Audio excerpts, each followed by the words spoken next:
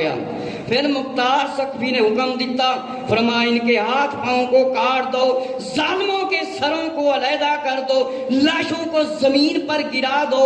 اور ساری کارروائی کے بعد کیا گیا حکم دیا مختار سقفی نے، ان کے جسموں پر گھوڑے دوڑاؤ، ان کی ہڈیاں ٹوٹ جائیں، چکنا چور ہو جائیں۔ اور گھوڑے دوڑانے کے بعد تمام لاشوں پر فرمایا تیل گرا دو اور آگ لگا دو۔ اے یزیدیاں دا انجام میرے مسلمان بھائیو توجہ فرماؤ، جیڑا یزید دے حق وچ بولے تاریخ الخلفاء دے اندر لکھیا ہے نو 20 گھوڑے مارے جان۔ تے ہن جیڑے دے حق وچ مغفرت دیاں دعاواں دے مشورے دیندے نے، انہاں نوں ذرا شرم و حیا ہی نہیں آندی۔ فرمایا انہاں دے ہاتھ کٹے جان، انہاں دے جسماں تے گھوڑے دوڑائے جان۔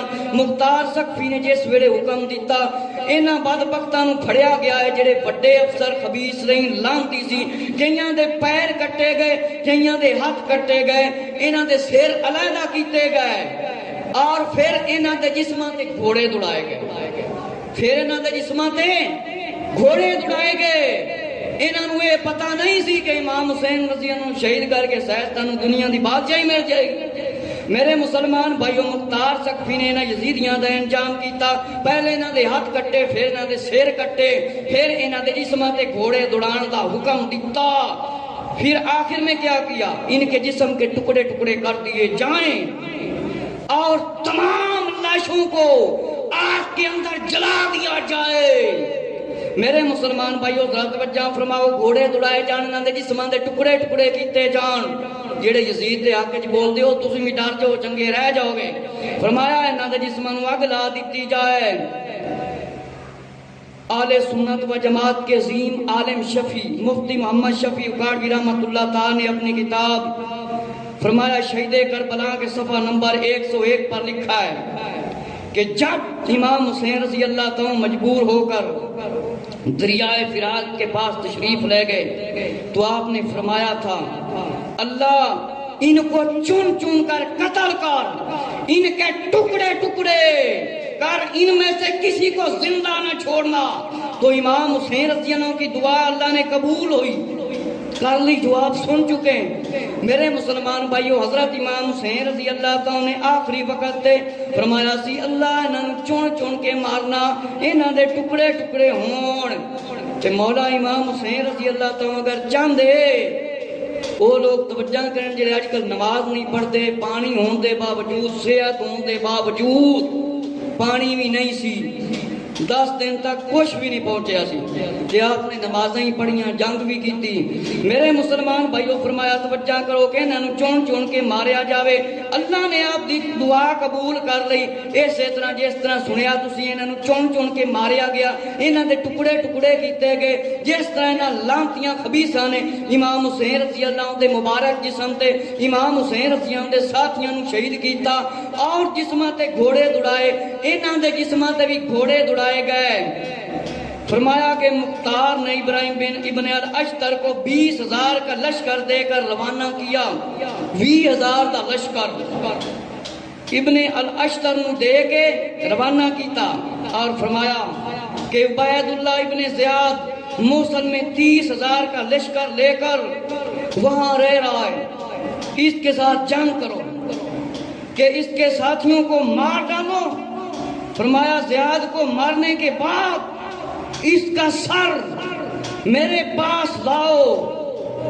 ابن الاشتر نے حکم سنتے ہی سفر شروع کر دیا، شام سے موصل کے 500 فاصلے پر فرمایا پہنچ گیا۔ ساری رات ابراہیم ابن الاشتر جب پہنچ گیا تو سویا نہیں، دوسری طرف سے یزیدی لشکر تھا، اور صبح کی نماز کے بعد دونوں کی جنگ ہوئی اور تیروں اور تلواروں اور نیزوں کی بارش ہوئی، اتنی بڑی جنگ ہوئی، فرمایا لوہے سے لوہا ٹکرا رہا تھا، جس کی وجہ سے اتنا شور تھا جیسے میدان جنگ ہوتا ہے، جیسے لوہار لوہے کے اوپر تھوڑا لگاتا ہے اور آوازیں آتی ہیں۔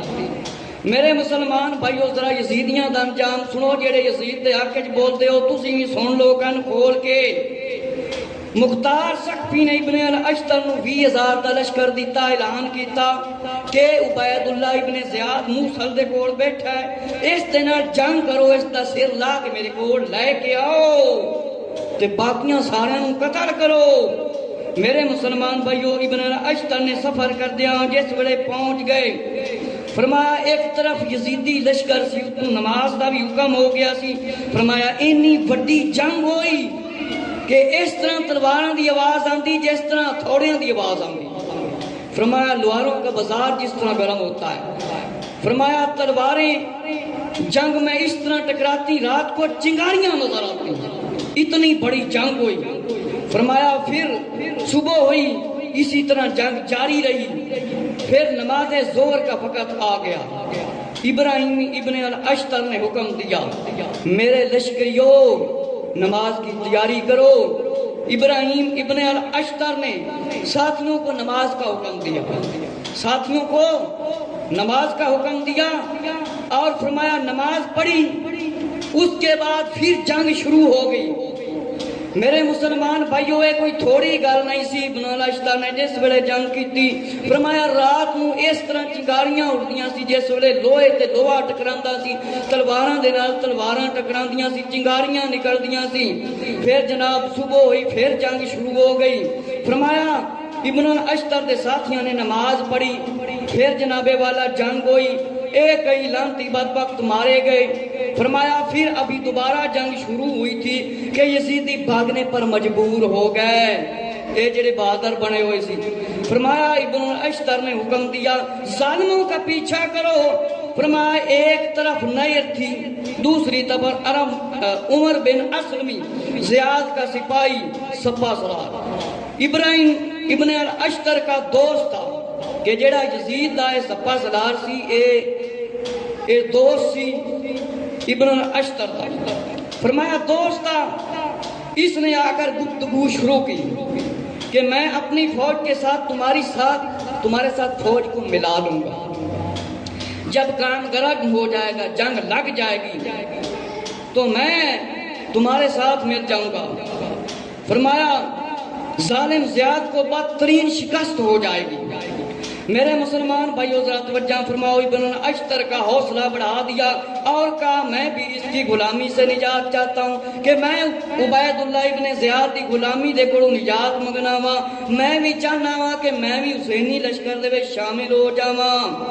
فرمایا جس وقت جنگ شروع ہوئی تو فرمایا کچھ نہر کی طرف جاتے تو وہاں پر ڈوب کر یزیدی لعنتی بدبخت مر جاتے، اور شامیوں کا بڑا جرنیل شرحیل بن ذوالقلع بھی مارا گیا۔